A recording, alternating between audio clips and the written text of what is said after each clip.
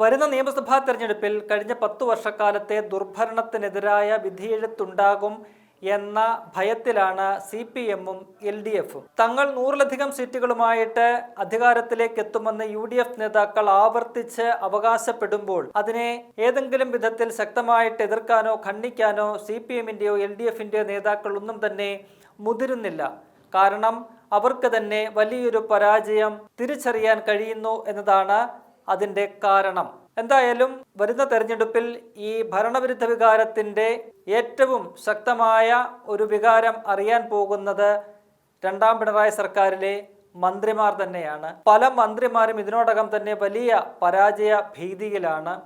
കൊല്ലത്ത് കൊട്ടാരക്കരയിൽ ധനമന്ത്രി KN ബാലഗോപാൽ, ഒപ്പം തന്നെ മറ്റൊരു മന്ത്രിയായിട്ടുള്ള തൊട്ടടുത്ത മണ്ഡലത്തിലെ പത്തനാപുരം മണ്ഡലത്തിലെ മന്ത്രി കൂടിയായിട്ടുള്ള KB ഗണേഷ് കുമാർ, ബേപ്പൂരിൽ മുഹമ്മദ് റിയാസ് ഉൾപ്പെടെയുള്ള മന്ത്രിമാരെല്ലാം തന്നെ വലിയൊരു പരാജയത്തെ മുന്നിൽ കാണുന്നുണ്ട്. എന്നിരുന്നാലും പരാജയം ഉറപ്പാണ് എങ്കിൽ പോലും ഈ മന്ത്രിമാരൊക്കെ തന്നെ അവരവരുടെ മണ്ഡലങ്ങളിൽ തന്നെ ഇത്തവണ വീണ്ടും ഒരിക്കൽ കൂടി ജനവിധി തേടുകയാണ്. കൊട്ടാരക്കരയിൽ ധനമന്ത്രി ബാലഗോപാലിനെതിരെ മുൻ CPM MLA കൂടിയായിട്ടുള്ള ഐഷ പോറ്റിയാണ് എതിരാളി. പത്തനാപുരത്ത് ഗണേഷ് കുമാറിനെ നേരിടാൻ കോൺഗ്രസ് നിയോഗിച്ചിരിക്കുന്നത് KPCC ജനറൽ സെക്രട്ടറി കൂടിയായിട്ടുള്ള ജ്യോതികുമാർ ചാമക്കാലയാണ്. മന്ത്രി മുഹമ്മദ് റിയാസിന്റെ മണ്ഡലമായ ബേപ്പൂരിൽ UDF തൃണമൂൽ കോൺഗ്രസിന്റെ നേതാവ് കൂടിയായിട്ടുള്ള PV അൻവറിനെയാണ് കളത്തിലിറക്കിയിരിക്കുന്നത്. അങ്ങനെ ശക്തമായ ഒരു പോരാട്ടം അവിടെ നടക്കുന്നുണ്ട്. അതിനിടയ്ക്കാണ് CPM-ന്റെ സ്വതന്ത്രൻ എന്നറിയപ്പെടുന്ന MLA-യും മന്ത്രിയുമായ V അബ്ദുറഹ്മാൻ, അദ്ദേഹം പരാജയ ഭീതി മൂലം മണ്ഡലം വിട്ടോടുന്ന ഒരു കാഴ്ച കേരള ജനത കാണുന്നത്. ഇക്കഴിഞ്ഞ മാർച്ച് 15-ാം തീയതി ഞായറാഴ്ച വൈകിട്ട് 4 മണിക്ക് കേന്ദ്ര തെരഞ്ഞെടുപ്പ് കമ്മീഷൻ കേരളത്തിലെ തെരഞ്ഞെടുപ്പ് പ്രഖ്യാപിച്ചതിന് പിന്നാലെ CPM-ന്റെ സംസ്ഥാന സെക്രട്ടറി MV ഗോവിന്ദൻ 81 അംഗങ്ങളുടെ ഒരു സ്ഥാനാർത്ഥി പട്ടിക പുറത്തുവിട്ടിരുന്നു. അതിൽ താനൂർ മണ്ഡലത്തിലെ നിലവിലെ കഴിഞ്ഞ 2 തവണയായിട്ട് MLA-യും ഇപ്പോൾ മന്ത്രിയുമായിട്ടുള്ള V അബ്ദുറഹ്മാന്റെ പേരാണ് ഉണ്ടായിരുന്നത്. ആ ഞായറാഴ്ച അബ്ദുറഹ്മാന്റെ പേര് സ്ഥാനാർത്ഥിത്വത്തിൽ പ്രഖ്യാപിച്ചിട്ടും ആ നിമിഷം മുതൽ പ്രചരണത്തിനിറങ്ങാൻ അബ്ദുറഹ്മാൻ തയ്യാറായില്ല. മറ്റ് CPM-ന്റെയും LDF-ന്റെയും പ്രഖ്യാപിക്കപ്പെട്ട സ്ഥാനാർത്ഥികളെല്ലാം അതാത് മണ്ഡലങ്ങളിൽ റോഡ് ഷോകളുമായിട്ട് കളം നിറഞ്ഞപ്പോഴും അബ്ദുറഹ്മാൻ ആ വീടിന് വെളിയിലിറങ്ങാൻ പോലും തയ്യാറായില്ല. അദ്ദേഹം പ്രചരണത്തിനേ ഇല്ല, താൻ ഇത്തവണ മത്സരിക്കാനേ ഇല്ല എന്നൊരു നിലപാടിലേക്ക് പോകുന്ന കാഴ്ചയാണ് കണ്ടത്. പാർട്ടി നേതൃത്വത്തോട് അക്കാര്യം അദ്ദേഹം പറഞ്ഞു. തനിക്ക് മത്സരിക്കാൻ താല്പര്യമില്ല എന്ന് അറിയിച്ചിട്ട് പോലും തന്നെ വീണ്ടും സ്ഥാനാർത്ഥി പട്ടികയിൽ ഉൾപ്പെടുത്തി. അത് ശരിയായ രീതിയല്ല, താൻ മത്സരിക്കാനില്ല എന്ന് പറഞ്ഞ് അദ്ദേഹം ഒഴിയുന്ന ഒരു കാഴ്ചയാണ് കണ്ടത്. അതായത് താനൂർ മണ്ഡലത്തിൽ വീണ്ടും ഒരിക്കൽ കൂടി ജനവിധി തേടുന്ന അബ്ദുറഹ്മാൻ അവിടെ വലിയ രീതിയിലുള്ളൊരു പരാജയം മുന്നിൽ കണ്ടു എന്നതാണ് സത്യസന്ധമായിട്ടുള്ള ഒരു കാര്യം.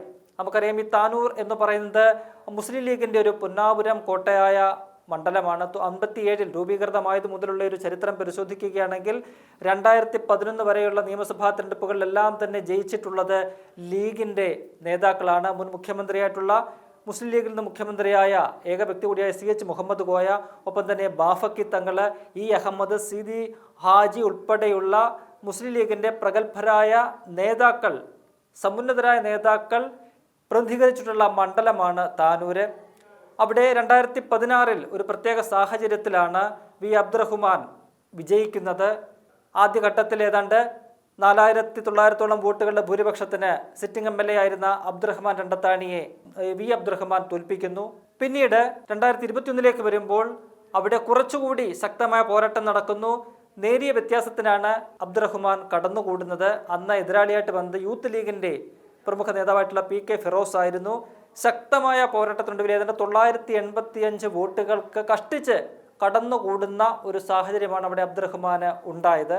നോക്കണം, 4900-ലധികം വോട്ടുകളുടെ ഭൂരിപക്ഷത്തിൽ നിന്നും 985-ലേക്ക് രണ്ടാമത്തെ തെരഞ്ഞെടുപ്പിൽ ഇടിഞ്ഞു.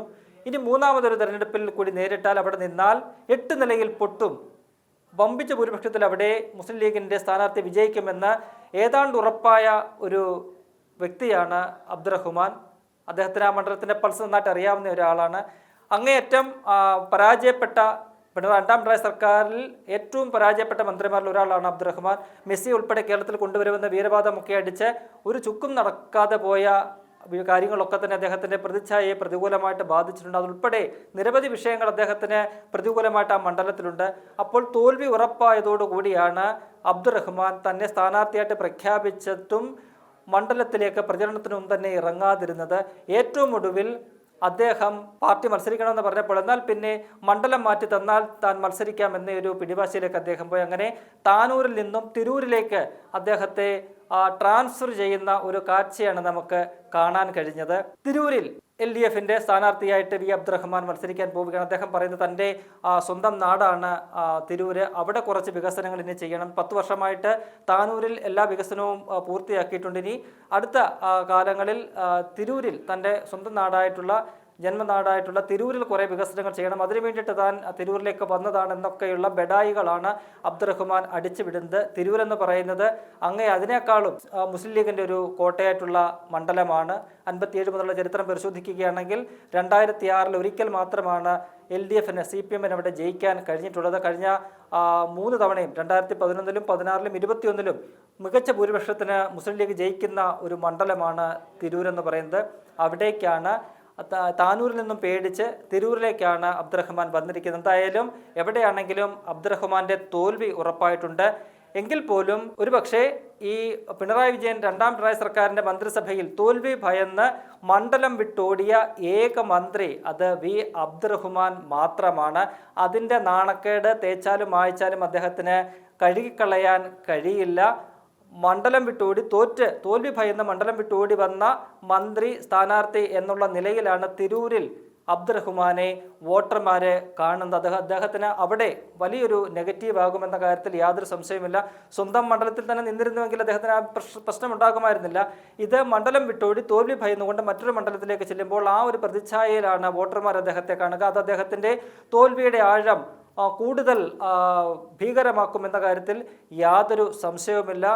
ഈ പറഞ്ഞതുപോലെ പിണറായി മന്ത്രിസഭയിലെ മറ്റു പല പ്രഗത്ഭരായിട്ടുള്ള പല മന്ത്രിമാരും വരുന്ന നിയമസഭാ തെരഞ്ഞെടുപ്പിൽ തോൽവി ഉറപ്പിച്ചുകൊണ്ടാണ് പോരാട്ടത്തിനിറങ്ങുന്നത്. അപ്പോഴും അവരൊക്കെ സ്വന്തം മണ്ഡലങ്ങളിൽ തന്നെ നിൽക്കാൻ ധൈര്യം കാണിക്കുന്നുണ്ട്. എന്നാൽ അബ്ദുറഹ്മാനെ സംബന്ധിച്ച് സ്വന്തം മണ്ഡലത്തിൽ നിന്നും തോൽവി പേടിച്ച് ഓടിപ്പോകേണ്ട ഒരു ഗതികേട് വന്നിരിക്കുന്നു എന്നതാണ് ഏറ്റവും പ്രധാനപ്പെട്ട ഒരു കാര്യം. ഏറ്റവും നാണം കെട്ട ഒരു കാര്യമാണ് അത്. തിരൂര് അദ്ദേഹം വലിയ രീതിയിൽ റെക്കോർഡ് ഭൂരിപക്ഷത്തിന് അവിടെ തോൽക്കുമെന്നുള്ള കാര്യത്തിൽ യാതൊരു സംശയവുമില്ല.